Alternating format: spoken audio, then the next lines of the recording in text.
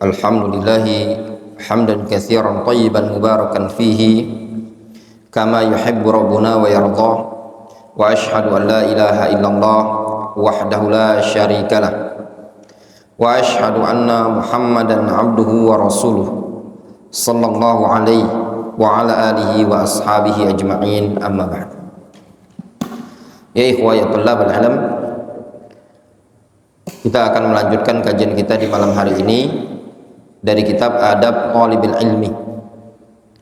Sebelum melanjutkan bab ini, karena ini bab yang penting, ana harap antum perhatian, nyimak dengan seksama, dengarkan dengan baik, pasang telinganya, pasang pendengarannya dan badannya, dikarenakan apa yang akan kita baca dari buku ini sangat luar biasa faedahnya, yang bisa memotivasi bagi para penuntut ilmu.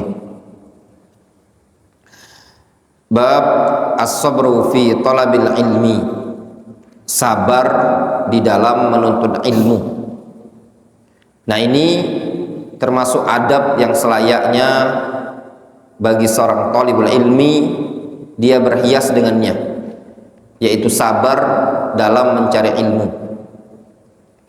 Menuntut ilmu ya ikhwah ya tullabul ilm, terkadang banyak ujian dan cobaan. Tidak setiap orang dalam menuntut ilmu itu berjalan mulus. Jangan antum kira tariq talabil ilmi mafrusyah bil wurud wal azhar. Jangan antum ngira jalan menuntut ilmu itu dibentangi dengan mawar, kembang, sesuatu yang penuh dengan keindahan. Tidak. Namun jalan menuntut ilmu itu penuh dengan cobaan dan ujian. Qala Asy-Syaikh Abdul Muhsin Al-Qasim, talibul ilmi yabzulu wus'ahu fi talabil ilmi kama badzala al-ulama al-awail juhdahum fi tahsilihi wa tablighihi lana. Seorang penuntut ilmu dia perlu mengorbankan usahanya dalam mencari ilmu, mencurahkan seluruh upaya, daya dan kemampuan dalam mencari ilmu. Jadi penuntut ilmu kalau ingin dapat ilmu, dia harus yabzul wus'ahu, harus mencurahkan, mengorbankan seluruh kemampuan dia. Tidak cukup bagi antum dalam menuntut ilmu itu cuma makan, tidur, BAB. Namun bagi seorang penuntut ilmu harus ada perjuangan di situ, ada pengorbanan di situ. Kama badzala ulama al-awail juhdahum fi tahsilihi, sebagaimana para ulama yang awal-awal dulu mereka mencurahkan kesungguh-sungguhan mereka di dalam mendapatkan ilmu dan menyampaikan ilmu tersebut kepada kita. Jangan antum kira harumnya para ulama tersebut tanpa ujian dan cobaan. Namun mereka mendapatkan ilmu tersebut penuh dengan ujian dan derita. Wa mimma yuzkaru an ba'dihim mimma laqawhu min masyaqin fi sabili talabil ilmi ma ya'ti. Dan termasuk kisah yang disebutkan tentang sebagian mereka, yaitu sebagian para ulama, dari kisah-kisah yang mereka jumpai berupa penderitaan-penderitaan di dalam mencari ilmu sebagai berikut. Jadi Syekh Abdul Muhsin Al-Qasim akan membawakan satu persatu kisah-kisah mereka para ulama di zaman dahulu dalam mencari ilmu. Antum muqarana, antum bandingkan dengan perjalanan kita di zaman sekarang, sama ataukah tidak? Makanya Syekh Muqbil Ibnu Hadi Al-Wadi rahimahullah ta'ala, beliau pernah memberikan nasihat kepada para penuntut ilmu, obat ujub itu baca tarojim para ulama, baca biografi para ulama. Antum merasa mungkin sudah hebat dalam menuntut ilmu, coba lihat para ulama di zaman dahulu mutaqaddimun, bagaimana perjuangan mereka. Terkadang mereka menuntut ilmu itu tadi mengorbankan harta, jiwa mereka, raga mereka, bahkan berkorban harus terpisah dari orang yang mereka cintai. Ini perjuangan mereka dalam mencari ilmu. Jarak yang ditempuh bukan jarak sekilo 2 kilo, bukan jarak antar kota, antar provinsi, namun jarak tersebut terkadang mereka tempuh antar negara, antar buldan. Mereka jalani dengan tanpa menggunakan alas kaki, tanpa menggunakan kendaraan. Mereka berjalan di bawah teriknya matahari. Kita baca satu persatu kisah tersebut. Simak baik-baik, tolong cermati baik-baik. Kisah yang pertama, Abu Hatim Ar-Razi. Siapa namanya Abu Hatim Ar-Razi?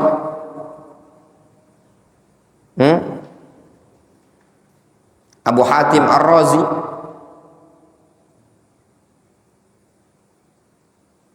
rahimahullah ta'ala. Siapa namanya? Muhammad. Siapa namanya ya Muhammad? Indak ijabah wala la? Punya jawaban? Kempeskan badan 5 kali. Ya. Ini imam, siapa namanya Abu Hatim Ar-Razi?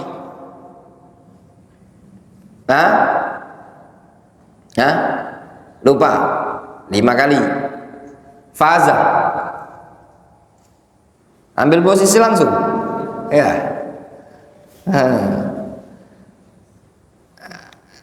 Ridwan, Muhammad Ridwan, Ahmad Ridwan, itu yang dari Jambi. Satu Sayyid, satu Ahmad Ridwan. Siapa namanya Abu Hatim Ar-Razi? Wallahu alam. Ya. Belum pernah dengar sebelumnya dari ustadz yang di Jambi, belum pernah ngasih tahu? Belum. Ya, karena kasih uzur. Kalau di sini enggak, udah pernah sebutkan namanya? Pernah enggak Waldi yang nyebutkannya? Pernah. Siapa namanya? Siapa? Lupa juga. Tapi pernah menyebutkan. Sering. Siapa? Lupa. Lupa. Kata Al-Hasan Al-Basri, laulan nisyan la kana nas kulluhum ulama. Kalau bukan karena lupa, seluruh umat manusia itu jadi ulama. Namanya adalah Muhammad Ibnu Idris Ar-Razi. Di sana ada Muhammad Ibnu Idris Asy-Syafi'i, Al-Imam Syafi'i. Kalau ini ya Abu Hatim Ar-Razi, namanya adalah Muhammad Ibnu Idris Ar-Razi. Ingat baik-baik.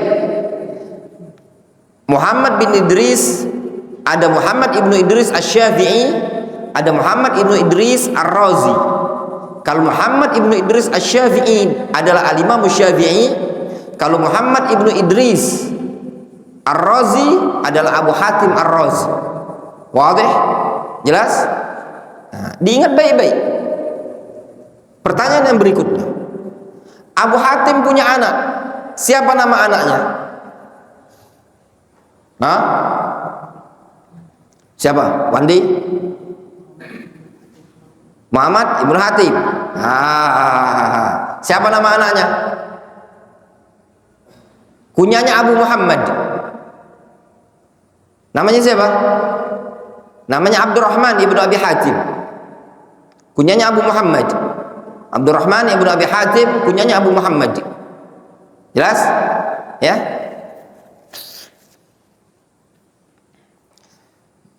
Ini menghafal nama perawi, nama ulama itu luar biasa, indah ya ikhwan. Ya.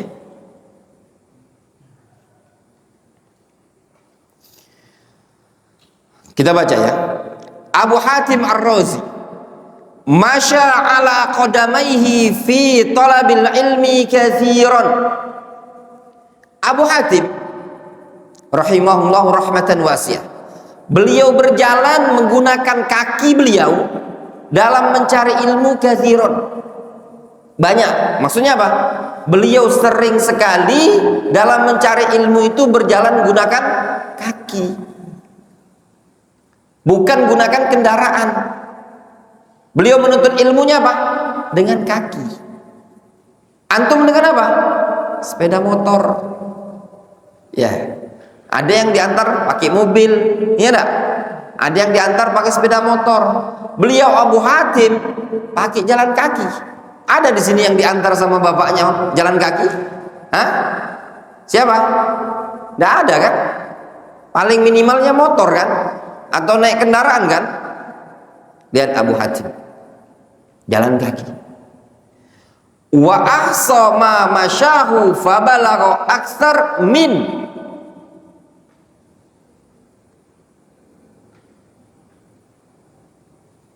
samaniyata alf wa mi'atain wa samanina kilo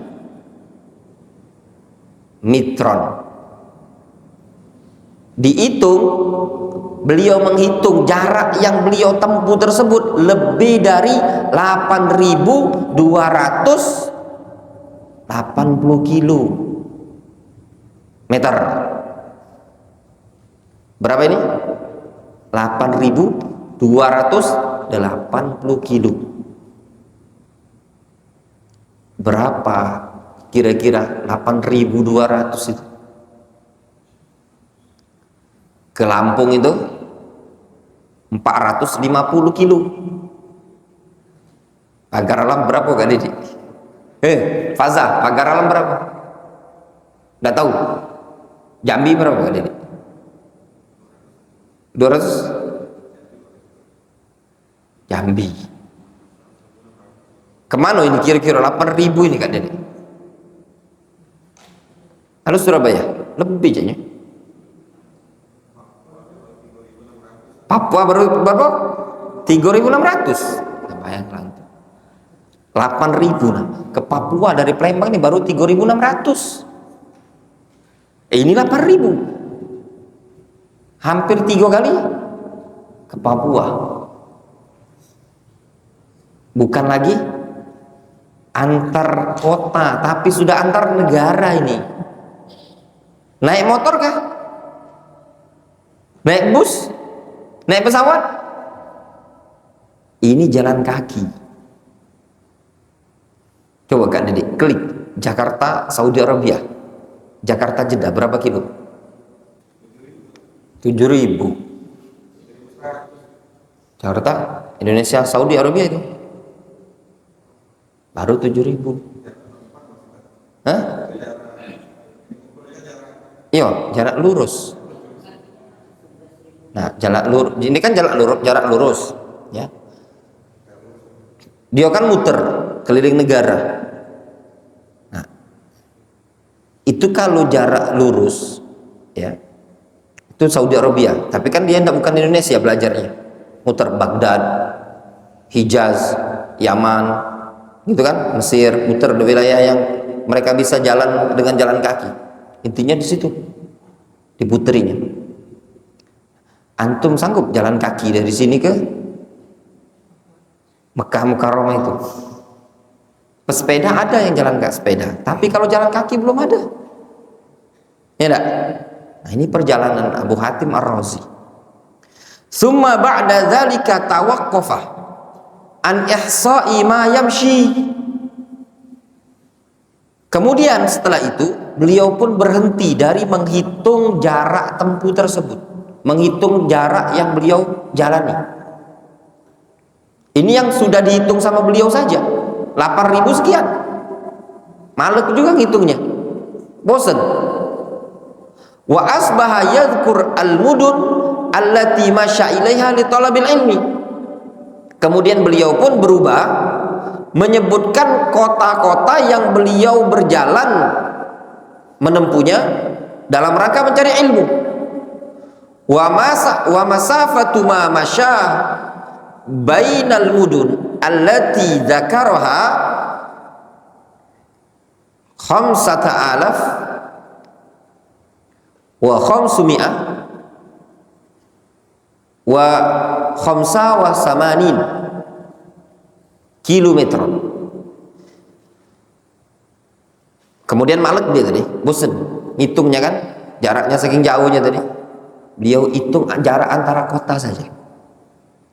Nah, antara kota ke kota yang beliau tempuh itu saja 5.575.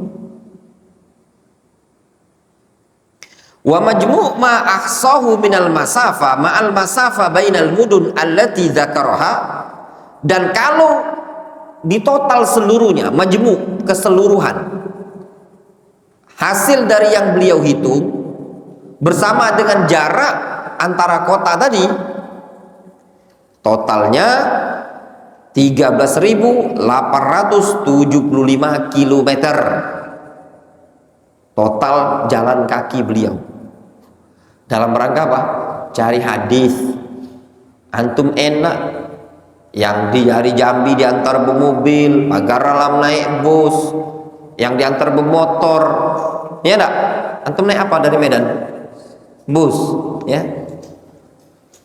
Masya Allah ya. Azhadun nas fil alim ahluhu. Kadang orang yang paling sungkan belajar kepada orang yang berilmu tuh penduduk negeri itu sendiri. Ya, ini dari Sunda, itu dari Medan, dari Jambi, dari Palembang hilang semua. Ya, padahal Palembang ini perlu dikaderisasi.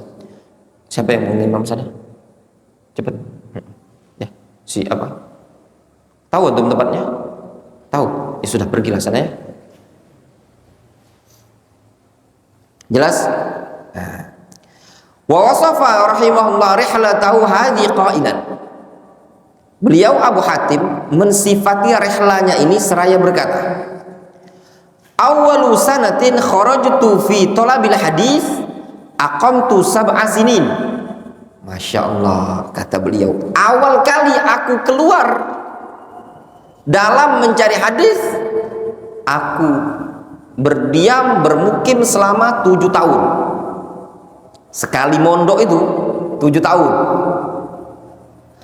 Wa ahsaitu ma masyaitu ala qadamayya ziyadatan ala alfi farsakhin. Dan aku hitung apa yang telah aku jalani dengan kedua kakiku ini melebihi 1000 farsakh. 1 farsakh setara dengan 8,228 kilometer, 8/4 kilo, 8 kiloan lebih. Itu 1 farsakh. Total yang telah ditempuhnya 1000 farsakh. Berapa nih? Berarti 8.280, ya enggak? 8.280 kilometer. Summa taraktul ad ba'da dzalik. Kemudian aku tinggalkan menghitungnya. Udahlah, kalau mau dihitung-hitung capek. Enggak lagi dihitung. Wa kharajtu minal bahrain ila Misr masyian. Aku keluar menuntut ilmu dari wilayah Bahrain menuju Mesir. Masyian, jalan kaki. Antum bisa bayangkan, dari Bahrain menuju Mesir. Pernah dengar Bahrain? Summa ila Romlah, ya, masyian, kemudian ke wilayah Romlah. Romlah itu seingat anak negeri Syam, Palestina, jalan kaki.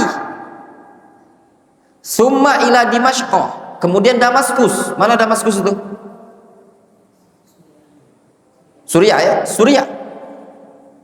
Summa ila Antokia, kemudian ke Antokia, Turkiya. Summa ila Tursus, kemudian ke Tursus. Tursus itu disebutkan di catatan kaki Turkiya juga, masuk ke Turki. Summa raja'tu ila Hims. Kemudian balik ke Hims.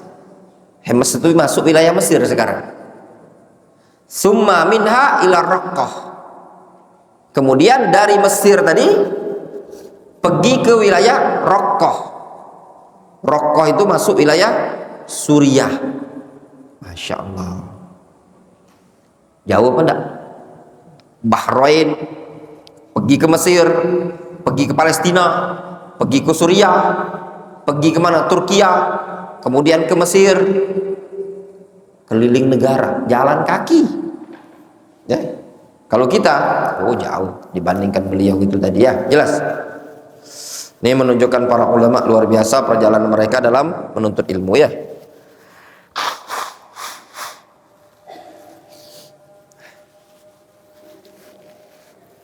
Pilek afwan. Biasa. Jelas? Nah, kita lanjutkan bacaannya.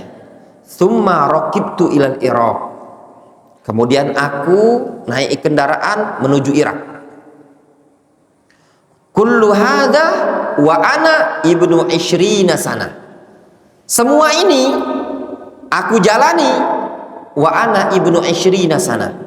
Dan aku baru berumur 20 tahun.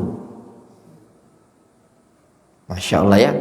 Abu Hatim Ar-Razi keluar menuntut ilmu selama 7 tahun dengan muter antar negara ini tadi. Itu umur beliau apa? Masih di bawah, masih umur 20 tahun. Berarti dari umur belasan beliau udah menuntut ilmu. Jelas? Jelas ya ikhwan? Antum mulai apa? Kalah kita kan? Kalah. Apa yang mau disombongkan? Kalau nuntut ilmu naik pesawat? Ya enggak? Antum bandingkan ya. Ini baru naik motor aja udah ngeluh. Diantar bapak pemotor, naik bus sudah ngeluh. Ya enggak? Lihat mereka jalan kaki nuntut ilmu. Ya enggak? Sekarang kita baca. Qala al-Imam Al-Bukhari. Al-Imam Al-Bukhari beliau menceritakan, kharajtu ila Adam ibni Abi Iyas. Aku keluar menuntut ilmu menuju Adam bin Abi Iyas. Fatakhallaftu ay ta'akhartu anni nafaqati. Lalu bekalku tersebut ketinggalan. Takhallafat. Itu afwan ana baca ulangi. Kharajtu ila Adam ibnu Abi Iyas fatakhallafat anni nafaqati. Takhallafat artinya ta'akharat. Aku pergi belajar ke tempatnya Adam ibnu Abi Iyas, lalu bekalku ketinggalan. Kececer bahasa kitanya Palembang. Siapa yang pernah nuntut ilmu barangnya kececer? Hah? Dompetnya kececer, duitnya hilang di jalan. Siapa yang pernah? Pernah tuh? Hah? Pernah ngalami? Belum pernah? Alhamdulillah. Ya, sedih rasanya kalau menuntut ilmu antum duitnya ketinggalan di jalan. Hatta ja'altu atanawalul hashish. Sehingga aku pun mengkonsumsi al-hashish. Hashish itu maya bisa minal ushbi, rumput kering, ya, tanaman-tanaman kering. Sehingga kata al-Imam Al-Bukhari, sehingga aku pun makan rumput, daun-daunan kering, nggak ada makanan. Wala ukhbiru bidzalika ahadan, dan tidak kuberitakan kepada seorang pun. Falamma kana al-yawmus tsalits atani atin lam a'rifhu. Kemudian tatkala pada hari ketiga beliau makan rumput ya ikhwan, ya tulabul ilm, al-Imam Al-Bukhari makan rumput. 3 hari beliau makan rumput, makan daun. Gak ada makanan yang bisa dimakan. Tatkala hari ketiga, tiba-tiba ada orang yang datang. Aku tidak mengenalnya. Fanawalani surrata dananir. Lalu menawarkan, memberikan kepadaku berupa 1 kantong dinar. Wa qala anfiq ala nafsik. Orang tersebut mengatakan, silakan engkau pergunakan untuk dirimu. Subhanallah, pertolongan dari Allah Azza wa Jalla. Al-Imam Al-Bukhari rahimahullah ta'ala, falamma sadaqa ma'allah sadaqahullah. Beliau jujur terhadap Allah, maka Allah pun berbuat baik terhadap Al-Imam Al-Bukhari rahimahullah ta'ala. Ya ikhwan, siapa yang tidak mengenal Al-Imam Al-Bukhari? Kata Syekhuna Rashad Al-Hubayshi, malladhi khallada Al-Imam Al-Bukhari rahimahullah. Apa yang menyebabkan Al-Imam Al-Bukhari kekal penyebutannya? Ala wa wal ilm. Ketahuilah, itu namanya ilmu. Yang menyebabkan Imam Bukhari namanya sampai sekarang dikenal oleh umat, itu semua ilmu yang menyebabkannya, bukan harta, bukan jabatan. Ilmu yang ada pada Al-Imam Al-Bukhari rahimahullah ta'ala.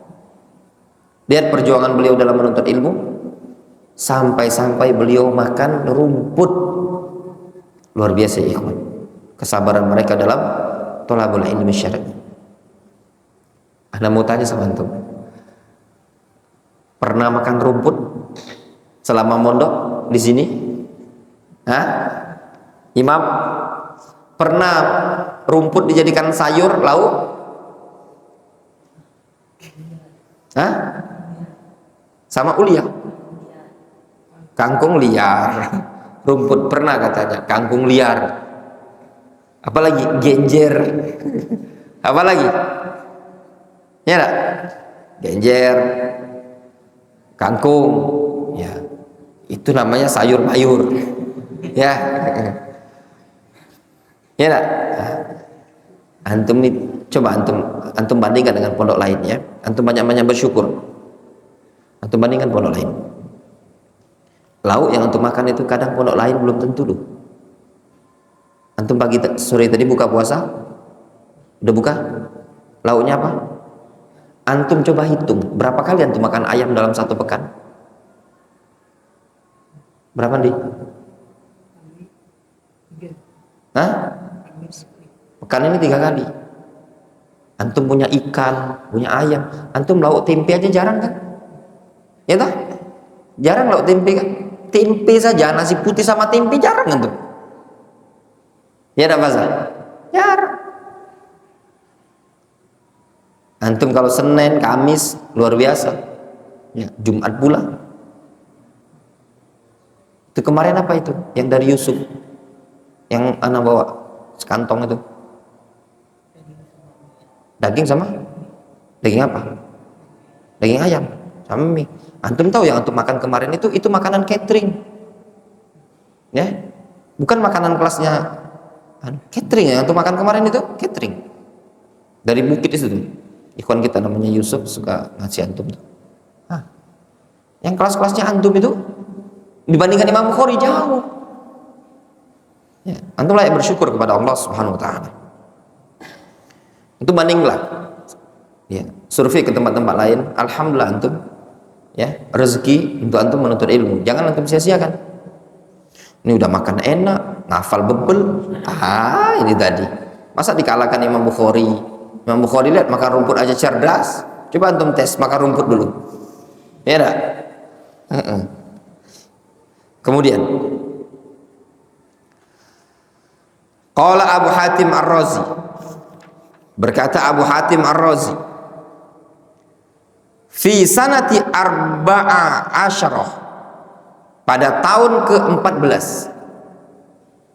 arba'a asyarah, tahun ke-14, ai wa mi'atain, maksudnya pada tahun ke-214, baqitu samaniya ashhur bil Basrah, aku berdiam selama 8 bulan di Basrah. Wa kana fi nafsi uqimu sanatan. Ketika itu dalam hatiku ingin diem di Basrah selama 1 tahun. Fanqata'at nafaqati. Namun bekalku habis, terputus, dah habis modal. Faja'altu abi'u thiyabi hatta nafidat. Sehingga aku pun menjual baju-bajuku sampai habis baju tadi dijuali sama beliau.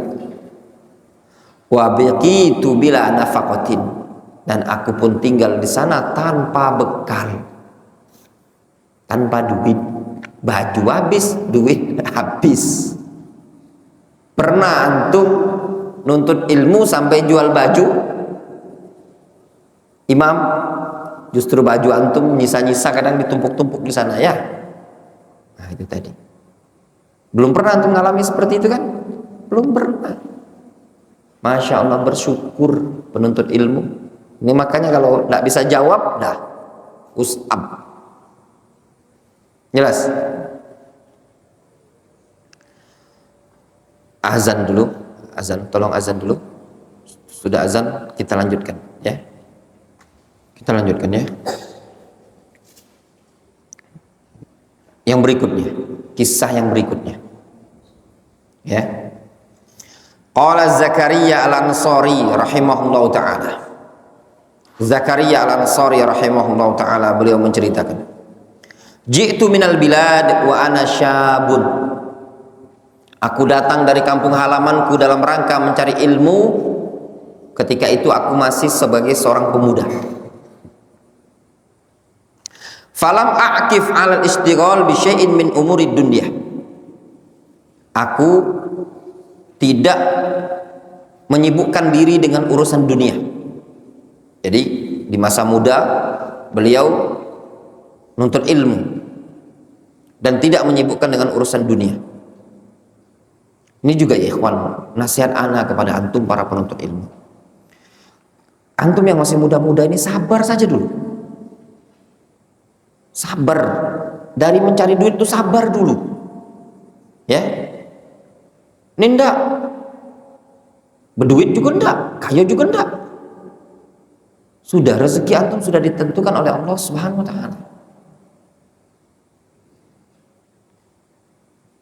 Anda tidak usah kasih contoh gak jauh-jauh deh ya. Kalau kita nyontohkan salaf, kita malu. Anda pribadi. Itu jadi contoh untuk antum. Anda awal menuntut ilmu umur 18 tahun. 5 tahun Anda mondok di Indonesia, 3 tahun Anda di Yaman. Anda pulang di Yaman, itu lebih kurang umur Anda kurang 6 bulan lagi, 27. Ya, kurang 6 bulan lagi 27. Berarti 26 lebih ya. 26 lebih. Anak itu lahirnya Juni. Anak pulang Desember 2014. Ya enggak? Berarti kurang 6 bulan 27. Anak nikah Januari. Toh dulu ada kawan-kawan yang putus dari menuntut ilmu. Putus menuntut ilmu. Alasan mau kerja, mau bantu orang tua, begini-begini, dengan berbagai macam udzur yang ada pada mereka. Tuh anak lihat sekarang juga tidak lebih hebat dibandingkan anak. Ya, tidak juga jadi pengusaha sukses. Difahami baik-baik. Justru terkadang Allah SWT berikan rezeki kepada kita sesuatu yang tidak diberikan kepada mereka. Nah, di situ tadi ya ikhwan, sabar dong. Ada masanya antum kerja. Ketika antum sudah punya keluarga, punya anak, punya istri, itu semua tabiat, nanti pasti antum akan termotivasi untuk kerja. Udah belajar aja dulu. Umur baru masih 20, 22, 23, udah belajar.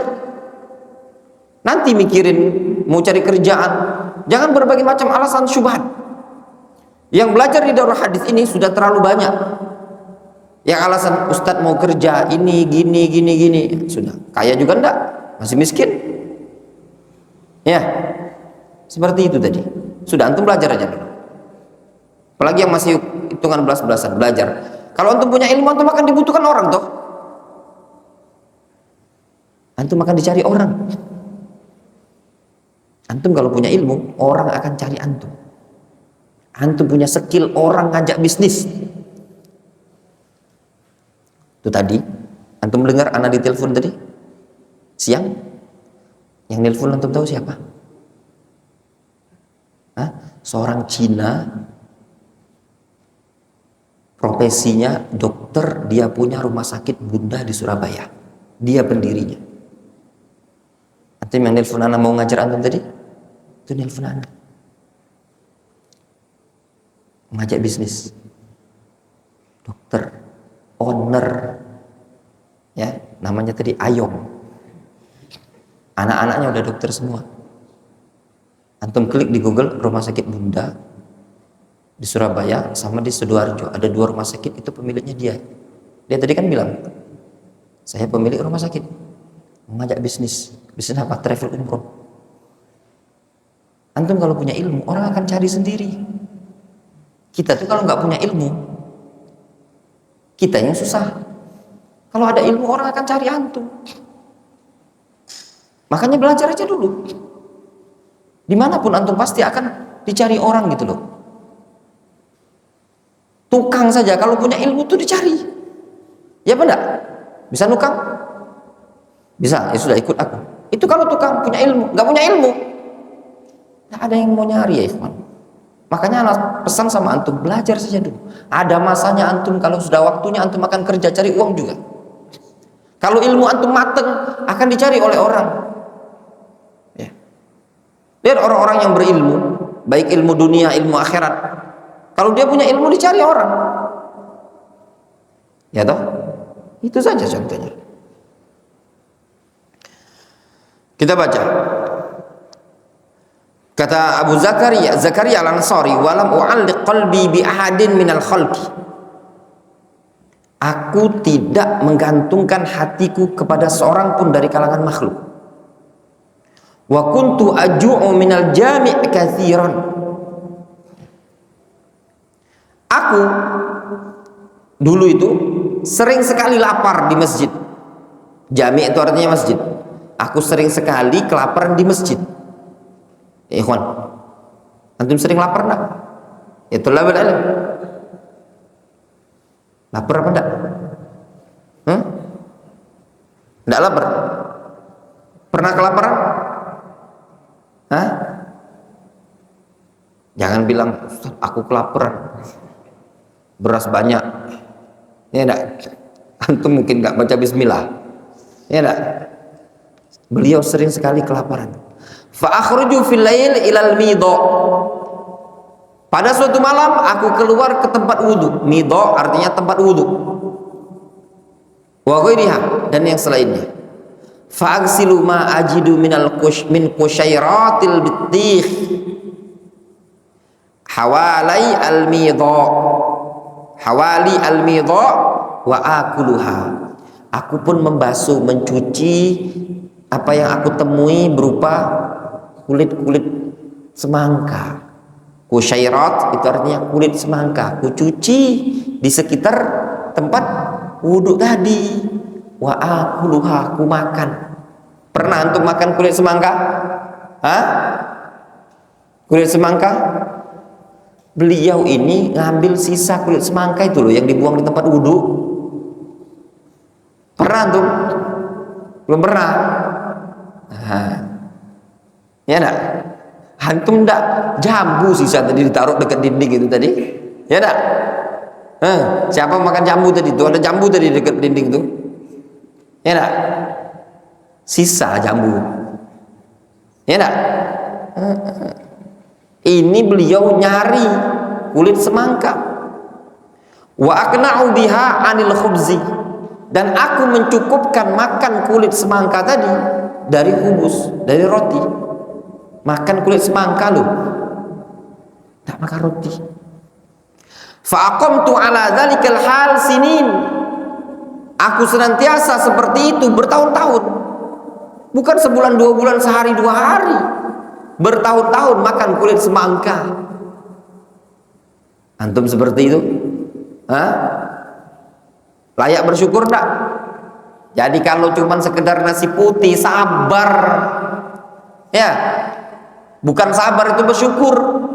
Besok mandi, enggak usah kasih lauk pagi-pagi. Kita buktikan, tes apakah betul-betul ini ilmu yang terserap atau tidak. Ya, Muhammad, besok enggak usah kasih lauk. Sabar enggak kira-kira? Hah? Enggak bisa sabar.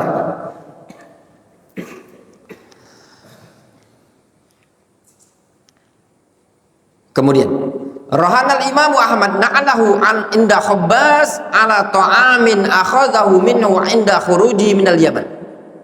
Al-Imam Ahmad pernah menggadaikan sendal pada tukang roti atas makanan yang beliau utang dari tukang roti tadi ketika keluar ke Yaman. Imam Ahmad ketika belajar ke Yaman, bekalnya habis, sendal digadaikan di tukang roti. Pernah antum gadaikan sendal? Hah? Saya alhamdulillah Ustadz nggak pernah bergadai-gadai. Saya langsung minjam di kantin, ngutang. Ya enggak? Nah itulah antum. Untuk cuman sekedar beli jajan, ngutang. Ya enggak? Imam Ahmad untuk kebutuhan mengganjal perutnya. Wa akra nafsahu min nasin minal jammalin inda khurujihi. Dan ketika mau keluar dari negeri Yaman, ya, beliau menawarkan diri. Akra itu artinya memperkerjakan dirinya, ngambil upahan bahasa kitanya, dari sekelompok orang, para pemilik onta yang ketika itu keluar dari negeri Yaman. Jadi Imam Ahmad nawarkan diri jadi bahasanya nguli lah, ngambil upahan gitu loh. Pernah tuh nguli? Hah? Cuman untuk makan tuh kalau mau nguli nukang gitu sama tukang. Fi tarjamatil Imam Al-Bukhari rahimahullahu taala disebutkan dalam biografi Al-Imam Al-Bukhari. Qala Umar ibnu Hafiz Al-Ashqar. Umar bin Hafiz Al-Ashqar mengatakan, "Kunna ma'a Muhammad ibn Ismail Al-Bukhari bil Basra naktubul hadis." Pernah suatu hari kami bersama Al-Imam Al-Bukhari di wilayah Basra, kami mencatat hadis. Fa faqadnahu ayyaman. Kami pun kehilangan Imam Bukhari berhari-hari. Kenapa Imam Bukhari ini tidak masuk kelas ya? Ngilang. Bukan karena kondangan, bukan karena pengen ketemu kakek, ketemu nenek. Alhamdulillah. Bukan. Ya, lihat. Fatalabnahu. Kami pun, kata Umar bin Hafiz, mencari Imam Bukhari. Nah, pula ada masuk sekolah Imam Bukhari ini tadi. Dicari. Fawajadnahu fi baitin wa huwa quryan. Ternyata kami dapati Imam Bukhari ada di rumahnya dalam kondisi telanjang. Quryan artinya telanjang. Manalah Imam Bukhari didatangi di tempat kosan. Imam Bukhari tidak pakai baju. Waqad nafida ma indahu, sudah habis bekalnya, bajunya lah terjual gando. Walam yabqa ma'ahu syai'un, dan tidak tersisa sedikit pun bersama beliau, habis. Fajtama'na wa jama'na lahu darahim hatta ishtaraina lahu thawban wa kasawnah. Kata Umar ibn Hafiz, kami pun sokongan, kami musyawarah, kumpul, kami jamakna lahu ad-darahim, kami kumpulkan duit untuk Imam Bukhari, lalu kami belikan baju, kami kasih dia pakaian baju tersebut. Masya Allah ya, bahasa kitanya sokongan. Tahu antum sokongan? Tahu Odi? Iuran tuh ya, sokongan, iuran, patungan ya. Kawan-kawan yang baik. Jadi boleh ya ikhwan, kalau ada kawan antum yang membutuhkan kita patungan itu boleh, diperbolehkan. Summan dafa'a ma'ana fi kitabatil hadis. Kemudian Imam Bukhari berangkat bersama kami untuk nyatet hadis, untuk belajar lagi. Wadih? Jelas. Masya Allah. Luar biasa ya semangatnya Al-Imam Al-Bukhari. Perjuangan mereka dalam menuntut ilmu. Pernah antum sampai terjual ke baju telanjang bulat? Kejual-jual sempak pernah? Hah? Pernah enggak kira-kira? Belum pernah? Ya. Sampai habis, sempak pun dijual misalkan. Peci dijual, baju dijual, pernah? Gak pernah? Imam? Pernah? Belum pernah, alhamdulillah. Ya. Qala al-Hafidz Ibnu Katsir 'anil Imam Ahmad. Al-Imam Ibnu Katsir menceritakan tentang Imam Ahmad. Wa suriqat thiyabuhu wa huwa bil Yaman. Pernah bajunya Imam Ahmad dimaling orang ketika Imam Ahmad menuntut ilmu di Yaman. Ya, antum kalau belajar di Yaman hati-hati. Ya, biasa itu ujian belajar di Yaman ya. Adi anta fil Yaman. Ya, qadar masyafa'an. Mau ke Yaman itu memang perlu waspada ya, hati-hati. Fajalasa fi baitihi. Sehingga Imam Ahmad duduk berdiam di rumahnya saja. Waradda 'alail bab, beliau pun menutup pintu rumah. Wa faqadahu ashabu, teman-temannya merasa kehilangan. Mana Imam Ahmad ini? Kenapa enggak ikut belajar? Faja'u ilaihi fasa'alu, mereka pun mendatangi Imam Ahmad dan bertanya. Fa akhbarahum, lalu Imam Ahmad menceritakan kepada mereka. Oh CS, kita nak katik lagi duit, katik lagi baju, katik bekal, habis. Nak katik duit, nak modal nyatet buku. Fa'aradu alaihi zahaban falam yaqbalhu. Temannya tadi menawarkan emas, dinar. Nah ini ada dinar. Namun Imam Ahmad tidak mau nerimanya, tidak mau nerima pemberian. Walam ya'khudh minhum illa dinaron wahidan, dan Imam Ahmad tidak mengambil kecuali 1 dinar saja. Liyaktuba lahum bihi, namun dalam rangka mencatatkan untuk mereka. Jadi 1 dinar tadi kata Imam Ahmad, saya ambil nih 1 dinar, tapi saya mencatatkan kalian. Fakatabalahum bil ajar, sehingga Imam Ahmad menuliskan mereka dengan upah gitu loh ya. Adalah saya terima ini 1 dinar ya, pemberian kalian, tapi saya catatkan kalian tidak usah nyatet, biar aku yang nyatetkan. Ngambil upahannya nyatet. Pernah antum ngambil upahan nyatet? Ya. Ustaz, gimana mau ngambil upahan nyatet? Saya aja kalau taklim nggak pernah nyatet. Nah, itulah faedahnya kalau nulisnya pinter ya. Wa bimithli hadzal masyaqqah asyadidah wa ma'al ikhlas lillahi baqiya ilmu salaf nasi'an muthmiran ka'annama dawwanuhu al-yawm. Ya.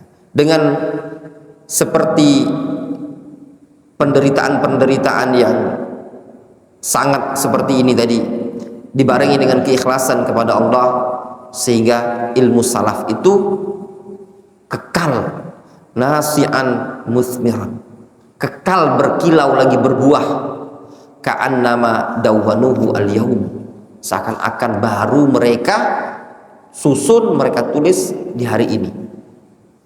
Itulah para salaf ya ikhwan, ilmu mereka tadi betul-betul berkah ya. Kita ini tadi berupaya untuk mencontoh mereka, memotivasi diri seperti mereka. Jelas? Ya. Insya Allah mungkin kita cukupkan dulu sampai di sini. Insya Allah nanti besok subuh masuk ke kitab baru. Wallahu ta'ala. Kita cukupkan dulu sampai di sini. Ya.